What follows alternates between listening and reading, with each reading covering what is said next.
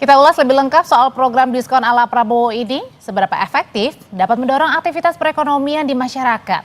Kita ulas bersama pakar ekonomi UI, Telisa Aulia Valianti, dan anggota Komisi 11 DPR RI dari fraksi Partai Demokrat, M. Fatih. Selamat malam, Mas Fatih. Bu Telisa. Selamat malam. Selamat malam, Pak Fatih, selamat malam. Ya, saya mau ke Bu Telisa dulu. Bu Telisa, kalau dilihat dari programnya Pak Prabowo ini BSU 150.000 untuk 2 bulan, berlaku untuk Juni dan juga Juli. Artinya nanti keseluruhan yang akan mendapatkan bantuan upah ini, subsidi upah ini adalah sebesar Rp300.000. Nah, menurut Ibu sendiri dalam Rp300.000 selama 2 bulan bantuannya, ini cukup nggak sih untuk mendorong perekonomian kita?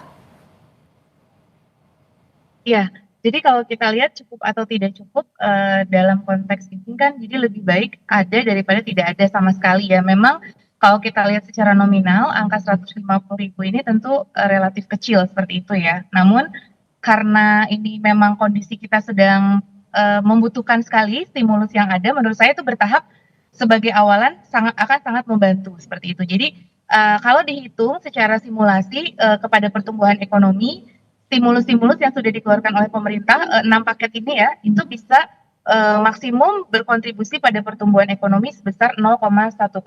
Seperti itu, kira-kira ya dari simulasi yang kita lakukan. Tapi kita belum memecah sih per satu-satu, tapi kalau digabung keseluruhannya, kira-kira simulasinya kontribusi terhadap PDB-nya itu adalah 0,1%. Oke, kalau dari DPR sendiri, Mas Fatih, kalau tadi dilihat kan oke, mungkin tidak terlalu besar, tapi kemudian yang penting ada, dan kemudian juga ada kan paket-paket atau stimulus-stimulus lainnya. Nah ini memang semuanya akan digelontorkan selama bulan Juni-Juli, 2 bulan saja atau gimana, Mas Fatih? Iya, memang ini kita harapkan akan menjadi sebuah program yang bisa diteruskan oleh pemerintah, karena mengingat program ini sangat baik.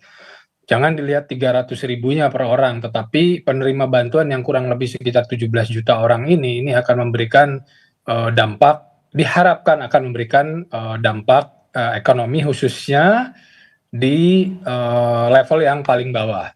Yang penting uangnya itu jangan dipakai yang enggak. Ini harus dibelanjakan untuk belanja yang baik, untuk konsumsi yang baik, tidak dipakai untuk kepentingan hal-hal yang sifatnya negatif gitu. Nah, ini jangan dilihat dari 300.000-nya, tetapi ini penerimanya ini sangat besar, jumlahnya banyak, dan mudah-mudahan bisa menjadi sebuah stimulus bagi ekonomi kita. Kalau hitung-hitungannya, Mas Fatih, dari 190.000 kali 2 bulan totalnya 300.000, ini sudah maksimum belum yang pemerintah bisa kasih ini untuk 2 bulan ini untuk bantuan kepada para pekerja maupun guru yang gajinya tadi upahnya di bawah 3,5 juta? Iya, tentu nanti ini akan dilihat bagaimana efektivitas daripada penggunaan dana ini, bagaimana efeknya nanti kepada ekonomi. Tadi Ibu Telisa sudah menerangkan bahwa kurang lebih hasil hitung-hitungan itu 0, sekian persen, tapi ini kita lihat nanti realisasinya seperti apa. Nah, kalau misalnya efeknya ini bisa baik, bisa sesuai dengan harapan, bisa membantu memutar roda ekonomi lebih cepat, ya tentu kita mendukung pemerintah untuk bisa melanjutkan dan juga menyesuaikan secara besaran dan jumlahnya gitu. Oke, Bu Telisa, sebenarnya kan bukan hanya BSU saja ya, tapi ada stimulus lainnya, ada diskon untuk tarif tol, moda transportasi, termasuk juga kembali ada subsidi ini ya, listrik ya, PLN. Nah, tapi kalau yang kita lihat kemarin berkaca dari paket-paket ekonomi jelang Lebaran, kan ada juga tuh diskon-diskon tarif tol, diskon moda transportasi. Nyata-nyatanya ini tidak mampu meningkatkan daya beli masyarakat. Lalu pertanyaannya, apa yang bisa membuat paket subsidi atau stimulus di bulan Juni-Juli ini bisa berbeda dan membuat pergerakan ekonomi juga berbeda dibandingkan sebelumnya? Jadi kalau kita lihat memang stimulus ekonomi ini kan begini ya, biasanya tuh diberikan kepada kelas bawah ya, terutama ketika ada bantuan sosial seperti itu. Nah, kalau sekarang diberikannya kepada kelas menengah ya, terutama yang berpendapatan 3,5 juta ini. Kan kalau sebelumnya adalah yang tidak berpendapatan ya, misalkan miskin ekstrim, terus yang dalam kondisi kemiskinan itu diberikan bansos. Nah, kalau sekarang tuh subsidi upah terutama untuk sektor padat karya. Nah, itu yang membedakan sih dengan sebelumnya, karena kan kita memang banyak dikompos oleh kelas menengah. Nah, penduduk kelas menengah itu salah satunya mungkin dari base minimal 3,5 juta itu adalah mereka yang rentan miskin. Jadi program ini adalah untuk menjaga agar yang rentan miskin ini tidak masuk ke dalam jurang kemiskinan. Jadi untuk menjaga juga tingkat kemiskinan. Jadi selain untuk daya beli, juga untuk menjaga agar yang rentan miskin itu tidak jadi jatuh miskin seperti itu. Jadi itu sih yang perbedaannya dengan sebelumnya. Jadi kalau sebelumnya, dan ini juga untuk mendukung industri manufaktur padat karya, karena di situ kan dibilang subsidi upah untuk sektor padat karya, karena padat karya kita ini manufakturnya kan belakangan ini banyak kendala gitu ya dari sisi PHK-nya dan lain, makanya itu Tapi sekarang bisa didorong membantu lagi. nggak sih Jadi menurut Bu Telisa sendiri dengan 6 subsidi?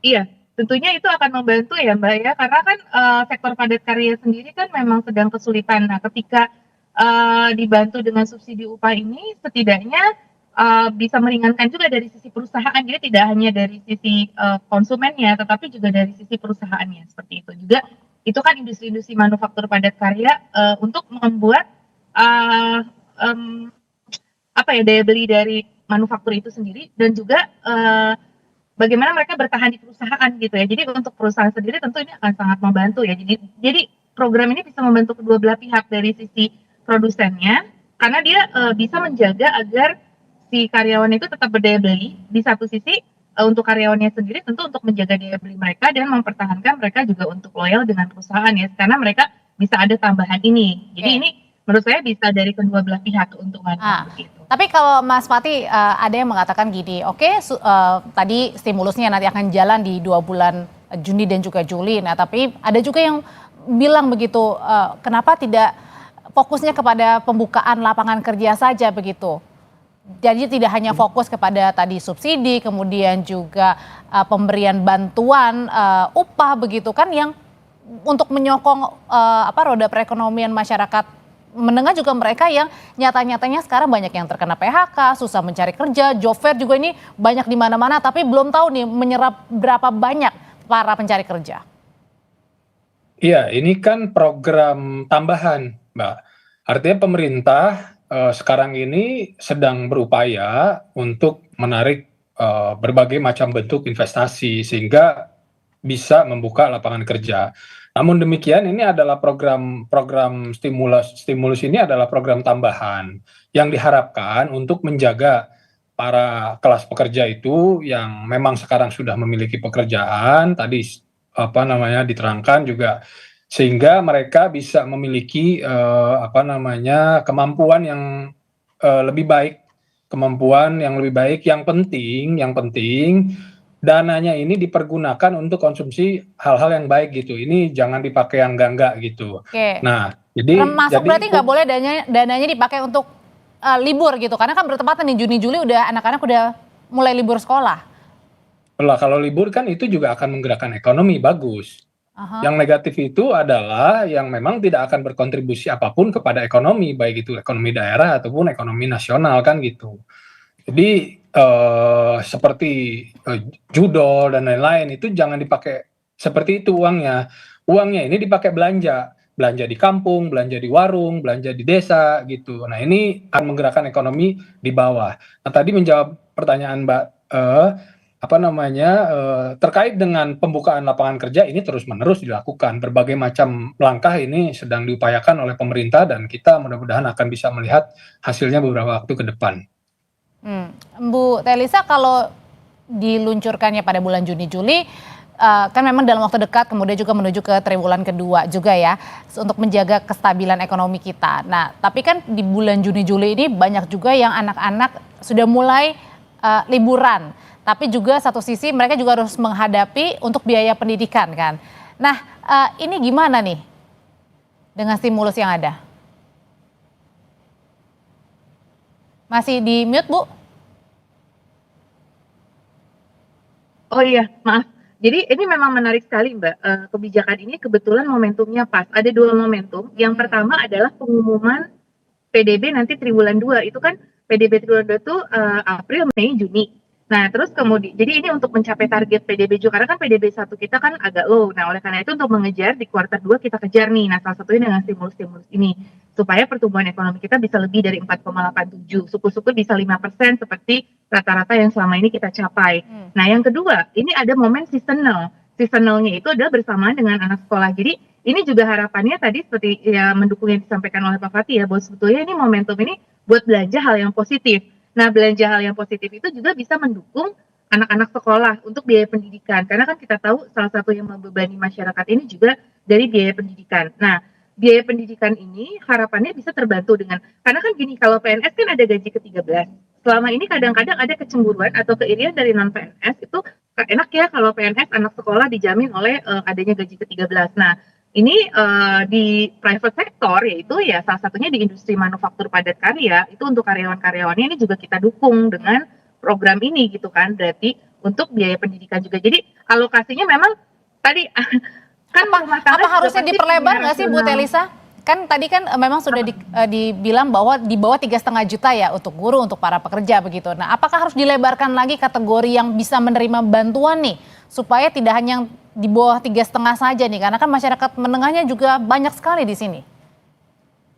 Iya, ketika memilih itu namanya biasanya pemerintah melakukan tes yang namanya proximing test, seperti sama waktu misalkan kemiskinan siapa yang eligible, menentukan eligibility itu pasti ada suatu proximing testnya terlebih dahulu. Jadi ini saya yakin pemerintah juga sudah ada semacam proximing testnya, kelas mana, karena biasanya kan pendapatan dibagi beberapa desil ya, desil 1 sampai desil 10. Nah, itu nanti dilihat nih desil mana yang punya impact kepada pertumbuhan ekonomi. Jadi saya rasa ini bertahap, sama kayak diskon listrik tadinya cuma mau 2 bulan, nanti ada evaluasi kembali. Jadi saya yakin nanti dari pemerintahan juga bersama-sama dengan DPR akan memutuskan, nanti evaluasi dulu nih, apakah perlu diperlebar atau enggak. Satu, nanti tergantung hasil evaluasi tersebut, oh ternyata ini masih kurang, masih perlu ditingkatkan, nanti menerima juga masukan dari masyarakat pastinya. Terus kemudian yang kedua, nanti dari respon masyarakat kan pasti tadi ya, again ada masukan-masukan. Terus yang ketiga yang pasti adalah ketersediaan APBN-nya. Kalau diperlebar kan otomatis APBN yang harus dikeluarkan lebih besar nih dari sisi funding. Nah, nanti kan akan melihat nih kemampuan APBN seperti apa, defisitnya supaya tetap terjaga dan sebagainya. Jadi kalau menurut saya ini kita lihat dulu nih, nanti ke depannya sangat terbuka harusnya untuk evaluasi dan perbaikan atau pengembangan lebih lanjut. Berbicara soal kemampuan APBN kita nih, Mas Fatih, apakah 300.000 ini sudah maksimal banget? Kalau kita lihat sebelum-sebelumnya kan di era pemerintahan sebelumnya ada bantuan 300.000, kemudian di masa Covid juga bahkan 2 kali lipat lebih besar. Kalau dari sisi kemampuan tentu saja ada kemampuan, namun mana yang lebih efektif? Ketika penggunaan APBN ini, mana yang akan berefektif, mana yang akan lebih bisa untuk membantu memacu economic growth. Nah, makanya ini saya pikir menjawab pertanyaan tadi, ini sangat mungkin untuk dilebarkan, sangat mungkin untuk dilakukan penambahan,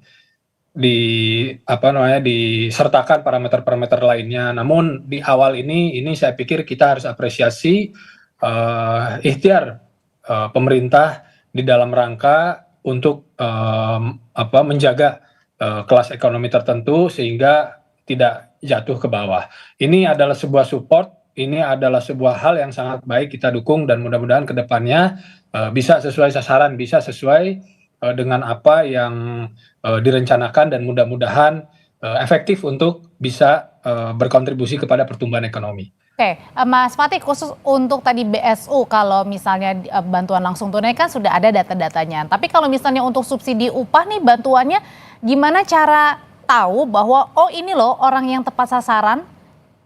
Kan sudah teridentifikasi kurang lebih kelas pekerja yang jumlahnya ada sekitar 17 juta orang. Nah ini gimana nih, yang prioritasnya mana dulu, di mana? Jadi yang maksimal penghasilannya itu 3,5 juta. Kan gitu. Terus juga tidak menerima program-program bantuan lainnya dari pemerintah. Nah, inti adalah asas keadilan. Jadi kalau misalnya tadi oleh Bu Telisa disebutkan bahwa misalnya kalau PNS itu punya gaji ke-13, dan juga kalau pekerja private sector itu yang gajinya sudah UMR dan sudah dipandang mampu, nah itu tidak di dalam kategori orang yang menerima bantuan ini gitu. Nah ini khusus secara spesifik diberikan kepada kelas pekerja dengan pendapatan tidak lebih dari 3,5 juta dan sudah teridentifikasi tentunya kurang lebih sekitar 17 juta orang dan saya pikir 300.000 rupiah kali 17 juta ini mudah-mudahan bisa memberikan kontribusi yang baik lah bagi pertumbuhan Berarti ekonomi. artinya kalau yang saat ini bisa terkena PHK atau tidak bekerja ini tidak dapat ya, karena yang tadi ukurannya adalah di bawah 3,5 juta ya? Ya, saya pikir melihat kriteria penerimanya mungkin seperti itu. Bu Telisa, ini kan memang masih terlalu dini kalau misalnya kita evaluasi, tapi kalau boleh diandai-andai, mungkin apalagi yang bisa dilakukan atau dimaksimalkan supaya untuk menggerakkan ekonomi dan tadi menjaga juga agar pertumbuhan ekonomi ini tetap di atas 5%. Bu Iya. Telisa. Jadi kalau menurut saya ini sudah tepat ya sinergi yang dilakukan, tinggal nanti dengan itu kan banyak kan dari sisi fiskal ya, kebijakan fiskal nanti tinggal didukung dengan sinergi dari kebijakan moneter dari sisi likuiditas. Kemarin sebenarnya sudah turun, jadi bagaimana mensinergikan dengan kebijakan di sisi moneter dan juga kebijakan strukturalnya. Kebijakan di sisi moneter itu adalah masyarakat lebih mudah mengakses kredit, kemudian juga dari sisi perbankan juga suku bunga lebih murah ya untuk mendapatkan permodalan usaha juga lebih murah sehingga lebih kondusif. Kemudian yang kedua dari sisi struktural yang perlu dijaga itu adalah perlindungan kepada diplomasi dampak dari tarif ini karena kan dampak dari tarif ini begitu besar ya kepada ekonomi kita. Jadi dampak dari tarif ini bagaimana diplomasi kita harus kita jaga supaya masyarakat itu tetap bisa kan kegiatan ekspor impor tetap berlangsung dan menjaga kepercayaan investor supaya investasi tetap masuk. Selama keran investasi itu masuk, potensi pertumbuhan ekonomi kita akan terjaga. Kemudian juga terus menciptakan lapangan kerja tadi. Kuncinya juga di struktural itu menciptakan lapangan kerja bagaimana tetap dilakukan peningkatan upskilling dan reskilling. Jadi kebijakan jangka menengahnya. Karena ini kan jangka pendek ya. Oke, karena hanya 2 bulan yang ini ya. Ya, nah jangka panjangnya itu kebijakannya harus tetap dimainkan seperti itu. Itu jangan lupa untuk ya regulasi, investasi tetap berjalan, terus kemudian itu lapangan kerja. Jadi bagaimana kita mendorong terus penciptaan lapangan kerja sambil disertai dengan peningkatan dari sisi SDM-nya, kesiapan SDM dari sisi skill-nya. Jadi lebih sering mengadakan kayak kemarin tuh job fair tuh sebenarnya bagus ya, cuma kita agak miris ya kemarin lihat di job fair tuh kan kita ramai juga ya, di mana rebutan banget gitu satu pekerjaan. Dan nggak tahu Bu satu pekerjaan ini dapat menampung berapa pencari kerja kan? Betul. Nah jadi harapannya terus mendorong ya wirausaha dan kegiatan investasi-investasi yang dapat menciptakan lapangan kerja. Jadi investasi kita pun sekarang harus lebih selektif dalam arti jangan cuma investasinya aja, tapi juga bagaimana investasi menyerap lapangan kerja. Terutama talenta digital juga harus kita siapkan karena kan kita banyak kan ekonomi digital. Jadi itu juga harus kita siapkan. Jadi transformasi strukturalnya harus kita dorong juga seperti itu. Dan hal itu juga ya Mas Fatih yang menjadi fokus perhatian. Jadi bukan hanya jangka pendeknya aja pemberian subsidi, kemudian juga bantuan, tetapi juga tadi bagaimana menjawab keresahan nih untuk lapangan pencari kerja, upskilling, reskilling, sebagainya itu yang nampaknya menjadi jangka menengah dan jangka panjang nih untuk bisa menopang. Itu semua sedang dilakukan dan di dalam proses pemerintah tanpa henti ya. Ini terkait dengan penyediaan lapangan pekerjaan, kita terus-menerus melakukan upaya sehingga FDI direct investment ini ataupun investasi domestik ini bisa terus tumbuh. Nah ini terkait dengan bantuan subsidi ini kan untuk mendorong daripada konsumsi, mendorong daripada daya beli. Jadi semua upaya ini dilakukan oleh pemerintah dan bukan hanya pemerintah pusat. Saya berkeliling di daerah-daerah juga saya lihat semangat yang sama ada pemerintah daerah. Mereka juga membuka peluang-peluang pekerjaan. Beberapa provinsi itu bahkan sudah punya portal untuk bekerja sama dengan sektor swasta, di mana diwajibkan bagi mereka dalam persentase tertentu itu untuk harus menyerap tenaga kerja lokal. Saya pikir ya ini upaya yang baik dari pemerintah. Asal benar-benar ada gerakannya ya, konkretnya ya Mas Fatih ya. Mari kita dukung dan kita awasi. Oke. Kalau dari Bu Telisa sendiri dalam jangka panjang apakah ada lagi Bu selain tadi kuncinya adalah reskilling, upskilling dan juga bantuan penciptaan lapangan pekerjaan yang baru? Iya, sebetulnya tugas utama pemerintah juga menciptakan kepastian hukum ya dan juga regulasi dan itu terus-menerus dan tentunya sinergi dan kolaborasi berbagai pihak menghilangkan ego sektor, kita punya common interest yang sama. Itu yang harus selalu kita jaga dan itu memang tidak mudah ya di dalam jangka pendek itu semuanya juga butuh proses sehingga tetap di dalam jangka panjang itu kita harus terus menata karena kan kita memang mau melakukan 3 macam transformasi ya selain ekonomi, transformasi sosial budaya, dan juga transformasi tata kelola governance dan birokrasi. Jadi dari hasil research yang dilakukan oleh Bappenas, itu hasil penelitian dari Growth Diagnostic, Indonesia itu selalu di regulation and bureaucracy. Itu penghambat utama yang selalu jadi momok. Dan itu yang kita harap, dan juga corruption ya. Nah makanya program pemerintah saat ini kan salah satunya menurunkan corruption, kebocoran. Jadi mau kita berjuang seperti apapun, kalau kebocorannya tinggi ya tetap aja kita nggak akan terlalu menghasilkan hasil yang optimal. Nah kalau kita mau optimal ya kebocoran, regulation, dan birokrasi itu yang harus diperbaiki. Karena itu bottleneck utama kita. Itu sih di dalam jangka panjang selain tadi SDM ya, faktor SDM, skill, dan lain sebagainya, inovasi.